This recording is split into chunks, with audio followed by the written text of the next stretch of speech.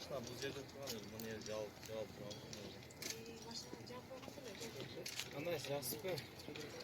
Бұл Самарқандик тараптағы басқарық айында шу танка төгіліп кеткен автоунаның алалы. Басқарық айында. Бүгін 20 сентябрь, мұндан 3 күн мұрда 17 сентябрьда ушул жерде қырғыз аскерлерінің танкасы күйіп кеткен. Бұл жерде азыр танканы алып кетишиптир.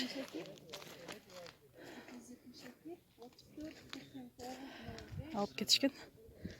Ушул күйгөн орду. Байкасаңыздар, мына бүгүн деле күйүп түтөп турат. Азыр мен сиздерге көрсөтөм.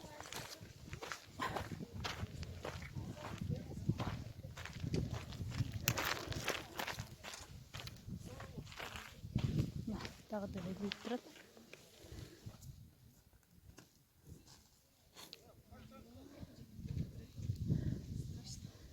Жер дагы деле ысык.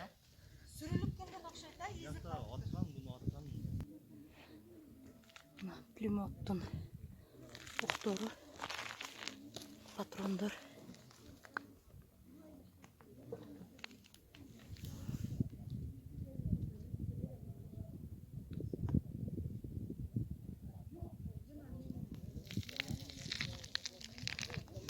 Askerlerin кружкасы,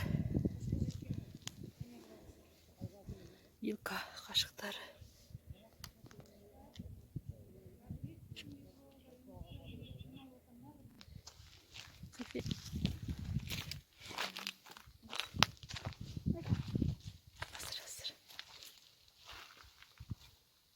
Жергілікті тұрғындардың айтымында бұл машинаның içinde ешкім жоқ болған, жолдың шегінде тоқтап тұрған айтып жатышат.